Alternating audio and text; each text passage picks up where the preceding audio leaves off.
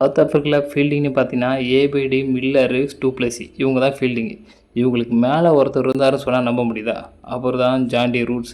தலைவன் பந்தை அடித்தானா நேராக ஸ்டிக்கை பிளந்துருவானா நேராக ஸ்டிக்கில் தான் அடிப்பான். ரன் அவுட்னா தரமான கைப்பக்குவம்னு சொல்லுவாங்க தெரியுமா? இந்த மாதிரி ஃபீல்டிங்கு இந்த வரைக்கும் சவுத் ஆஃப்ரிக்காவில் கிடைக்கலங்க. தலைவன் சூப்பர் மேனு. அந்த ஊரில் அவர் தான் ஹீரோ. அந்த ஊரில் அவர் தான் கெத்து. தலைவன் பந்தை எடுத்தால் ஸ்டிக்கை பிளந்துறாப்புல. கேட்செல்லாம் பறந்தே தான் பிடிப்பார். ஒத்த கையில் ரெட்டை கையில் கேட்சு சேஃபஸ்ட்டு ஹேண்டு. அவர் கையில் போயிட்டாவே கேட்ச் ஆல்மோஸ்ட் அவுட்டு. பேட்ச் பண்ணி முடிவு பண்ணுறோம், தலைவன்கிட்ட பால் போயிடுச்சுன்னா அவுட்டு அப்படின்னு. ரன் அவுட்லாம் ஏஞ்சி பொசிஷன்லாம் கிடையாது. ஏஞ்சி பந்து வந்தாவே அப்படியே தூக்கி அடிக்கிறது ஸ்டிக்கில். அதான் தலைவன் இதிலே ஒரு ரன் அவுட் ஒன்று பண்ணிருப்பாப்பிலங்க. எல்லாரையும் இம்ப்ரெஸ் பண்ணிருப்பான் அந்த ரன் அவுட்டு. அந்த ரன் அவுட் என்னன்னா சூப்பர்மேன் ரன் அவுட்டுன்னு. பந்தை எடுத்துக்கிட்டு நேராக இந்த ரன் அவுட்டு தான். பந்தை எடுத்துக்கிட்டு நேராக அப்படியே அந்த ஸ்டிக்கில் எப்படி டைவ் அடிச்சிருப்பாருங்க. அப்படியே சூப்பர்மேன் மாதிரி.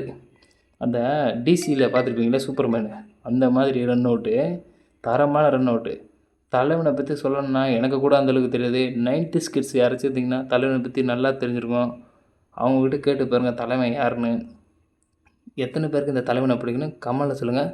மறக்காமல் நம்ம சேனலை சப்ஸ்கிரைப் பண்ணுங்கள்.